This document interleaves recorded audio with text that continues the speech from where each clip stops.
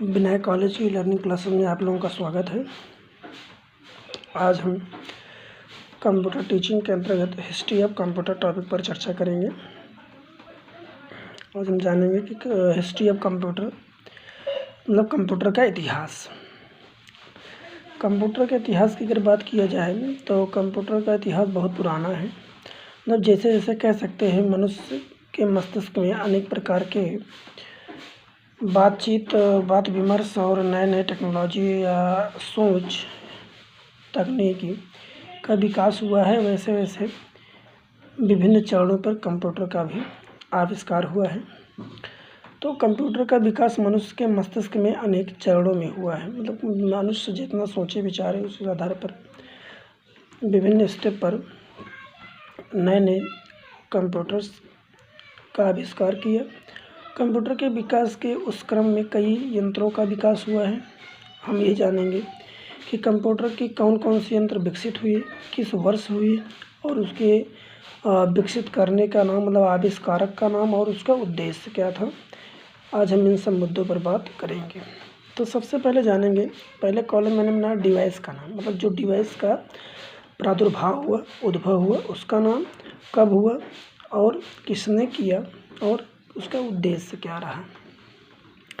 सबसे पहले आप जानते हैं विश्व का पहला मैकेनिकल कंप्यूटर एबेकस है, जिसका आविष्कार 16वीं शताब्दी में हुआ था। ठीक है, जो चीन के ली काई चेन द्वारा आविष्कार किया गया था। इसका उद्देश्य प्लस माइनस गुणा और भाग का कार्य करना था। ओके गाइस, एबेकस की कुछ खूबी है जिसको विश्व का पहला कंप्यूटर भी कहा जाता है, मैकेनिकल कंप्यूटर कहा जाता है और इसे हिंदी में गिनतारा कहते हैं। ओके, इसका उद्देश्य प्लस माइनस गुणा और भाग का था। उसी आगे जब अगला चरण चला, स्टेप बाय स्टेप मनुष्य के मस्तिष्क में कुछ अनेक प्रकार के विकास हुए, तो उसमें एक और नए डिवाइस का आविष्कार हुआ जिसका नाम नेपियर्स बॉन्स रखा गया। नेपियर्स बॉन्स जो कब आया 1617 ईस्वी में। कौन लाया था? जॉन नेपियर द्वारा लाया गया था। इसका उद्देश्य था संख्याओं का गुणा और भाग आसानी से करना। ओके गाइस, इसी चरण में अगला स्लाइड रूल आया। स्लाइड रूल को 1620 ईस्वी में लाया गया।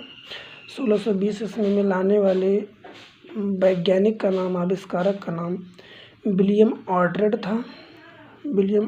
था, जिस डिवाइस का उद्देश्य था लॉगरिथम के आधार पर गणना करना, मतलब लॉगरिथम के आधार पर, लवगणक के आधार पर गणना करना।